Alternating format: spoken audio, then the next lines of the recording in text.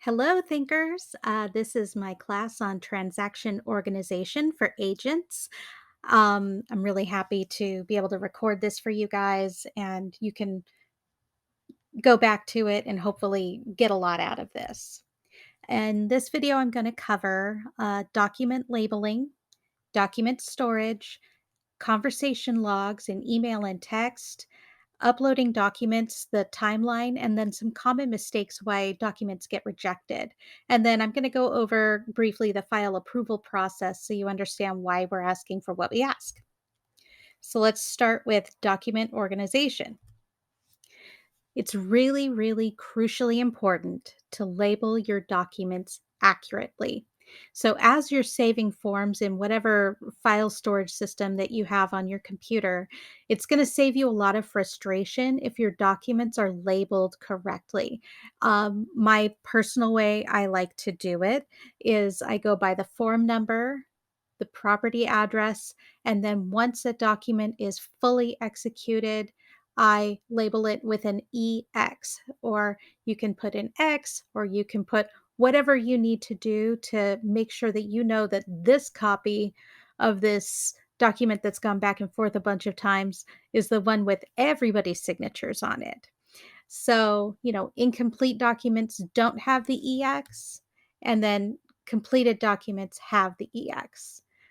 Combination documents, that's fine too. Offer package, listing package, purchase agreement, listing agreement, but seller's disclosures, I want to caution you to make sure that you know exactly what's in that package because sometimes in the jumble of it all, some disclosures end up getting missed. So you're going to want to pay attention to that. So a fully executed document is not missing any initials or signatures. So you want to double check to ensure nothing is missing before you label that document as fully executed and then uploading it to Brokerment. Um, Again, when combination documents are used, especially for disclosures, make sure you keep careful track of what was included in that, combination file. And don't assume that the other agent that sent that to you, the listing agent, has included everything that's required. Double check. And when you have a fully executed multiple combination file, if possible, you can have it broken down into individual files. That will make keeping track of what you have much easier. But if you don't, you need to have some way of making sure that you know exactly what you have. Moving on to file storage, there's multiple different ones that you can use. Dropbox, Google Drive, you could use OneDrive through Microsoft. No matter what, it's the same exact structure that you're going to need to keep everything organized. So I create a new folder for each listing or each buyer, and then I use subfolders to organize documents by type. So you can label your individual documents that way for easy retrieval. So they would be inside the subfolder for, let's say, escrow documents for 123 Fake Street, you know that they're all inside of a subfolder for that. This is a little tip that I have that listing files should be labeled with the address, and then buyer files should be labeled with the buyer's name. And that's because with a buyer, the address can change multiple times while you're writing all these offers or whatever until it's closed. That address can change, but a listing is always a listing address. So the buyer's name stays the same and the listing address stays the same. And that's the way I make sure that I don't accidentally store files in the wrong location. And this is the structure that I use. So I start with, in any of my systems, by the year. So it would be 2022 or 2023. And then underneath that is another subfolder for that transaction. So it would be my listing 123 Fake Street. And then there would be additional subfolders inside of there that's document type and then the documents inside of those subfolders. So it would be, escrow documents, purchase agreement, disclosures. So you know that you can go back and find what year that transaction happened, the transaction, and then you can quickly get to, you need to find that report from when your buyer bought this property 3 years ago and they said that there was something that wasn't, or whatever. When there's a question, this makes it a lot faster to get to your documents if you have a consistent system for keeping all of this organized. And this is a screenshot of what that looks like inside of a Google Drive folder. So you'll see I have, reports. There's a subfolder for reports, for purchase agreement, for a listing. I put my photos and marketing materials in there too, so that you know where to find them later on. Um, Escrow documents, disclosures, everything. Just make sure that everything's in the right categories, and that makes life so much easier for you. And on that, I have a very cool time saving tip. If you're using Google Drive and you have a Gmail, you can add documents directly into the correct folder from your Gmail without having to download and then upload the document. When you receive something from somebody, a PDF from somebody, if you look down at the attachment, if you hover over it, you're going to see the little down arrow for download, and then you're going to see the icon for Google Drive.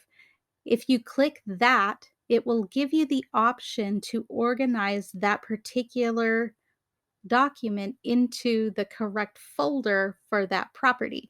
So you can organize everything directly from there, and it saves you a step and makes life so much easier. It's a cool thing. You should really give it a try. Now we're going to move on to the conversation log. This is a little bit involved, but conversation logs are really, really important. They're mandatory, and they can really save your behind if there's any kind of a dispute that comes up towards, after close of escrow, or somebody said that you said something and you didn't. The person that has the written documentation is the person that can win that fight. So personally, after any verbal conversation that I have between myself and an agent or a client, whatever it is, I love to follow that up with a text or email that summarizes what we talked about. Per our conversation, we agreed to, leave the dining table for the buyers, or whatever it is. We agreed we're going to meet at this time for the home inspection. Make sure that you follow that up, and you can have a written documentation of everything that's happened. And I know it feels like that's a lot, but trust me, that really, really helps. And make sure that you're doing this with not only your client, or with the other agents, escrow, the lender, no matter what, just have written documentation of what it is that you guys have talked about. In this video, I'm going to go over how to combine multiple emails into a single PDF for your conversation log. Here you can see I'm just on a page in a Gmail account. So here's what you're going to do. You're going to select all of the emails related to your transaction. You can filter that or whatever. Get them all selected, and then you're going to right-click on the page. After you do that, you're going to select Forward as Attachment. And you can see that this is going to add all of these, and it could take a really long time, but that's okay. And I'm going to just send this to myself. So here we go, and I'm going to just name it something so that I know where it is and what to do. Then I'm going to send it, and you can see it's come through right away as an email. So I'm going to open that email, and you're going to see a ridiculous number of attachments.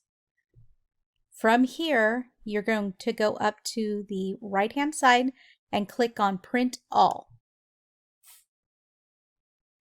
And that is going to put them all in one PDF.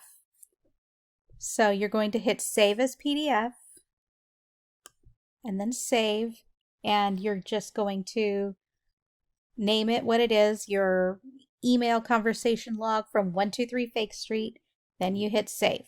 And that's it. You can grab that PDF and upload that to BrokerMint to fulfill the email portion of your conversation log. So what do you do about text messages? There's a cool app. There's a couple of apps that I like to use, but this one is really, really simple to use. It's called Messages and SMS Export to PDF. You can find it in the Google App Store or the Apple App Store, whatever it is. Um, Basically, what you're going to want to do is take screenshots of your conversations. And I know this is going to be time consuming, but just sit down at the end with a cup of coffee and just fire off a bunch of screenshots. And then you can open up this app and stitch together all of those text messages into one PDF, one long PDF, and then you can email it to yourself directly from inside the app, and you'll receive a PDF that you can then upload with all of your conversations ready to go. This is really, really simple to use. You don't have to plug your phone into your computer or any of that. This is just fast. So let's talk about the transaction upload timeline. Our brokerage is unique in that we do ask for mid-transaction uploads. This is helpful for you and for the brokerage because this allows broker oversight for compliance purposes. Um, if you upload, let's say, disclosures early on in the game, this gives your broker a chance to review those disclosures and find a discrepancy or find a problem that you guys can address before close of escrow. Because once it's closed, chasing people around for missing signatures or something that doesn't make any sense in their disclosures, it's too late. And there are legal reasons why the brokerage needs to have things within a certain amount of time. So upload things in a timely fashion. So when you take a listing, upload that listing. When you have a complete purchase agreement, upload it. There's a couple of times throughout your transaction timeline that you should reserve a little time to make sure that these documents get into BrokerMint ahead of time. And this will really help you make sure that you get your file approved right away at COE so that you can get paid. So you don't have to wait for the broker to now read 200 pages of documents to make sure everything's correct. Just speeds the whole process up.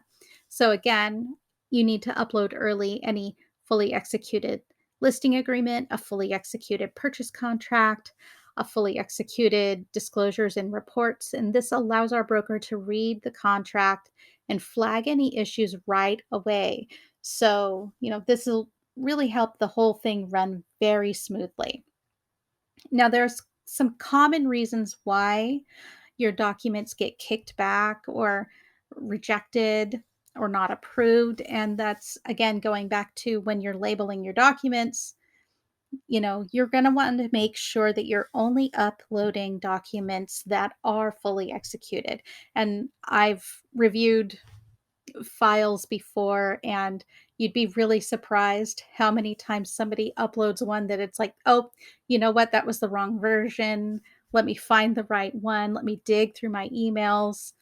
This makes it a lot better when you have a consistent labeling that you follow to make sure that you're uploading the right copy of those documents. Sometimes your documents get rejected because it's the wrong document. If you're using uh, an addendum instead of request for repair. Like you're going to want to make sure you're using the right things at the right time, and then incompletely filled out disclosures. So if you've uploaded an SPQ and the seller hasn't identified items that they've checked off, they didn't give an explanation, um, this is something that the broker is going to need to reject that and have you get the seller to explain. And then kind of going through the file approval process. If you're uploading as you go and you don't wait till the end, here's those couple of days that you're going to need to sit down to make sure that everything's in there in a timely fashion. So, you're going to upload the contract, the broker reviews it and approves it. You're going to upload your disclosures, reports, and requests for repair. And then the broker has a chance to review those and approve those. You're going to upload your escrow documents and commission instructions. And then Think Boutique can review those, generate a CDA, and get that to escrow. And you want to make sure that this is happening early on. If you wait till the end, it's too late. So, yeah, you upload your contingency removals. Then you're going to want to upload your VP, conversation log, and closing statement at the end. And we've gone over how to get those within minutes. You can have that ready to go. And then once those are in, those are really easy to review. And then you can get paid a lot faster. So, again, this is all to make sure that you guys are getting what you need and getting paid, because that's what we want for you.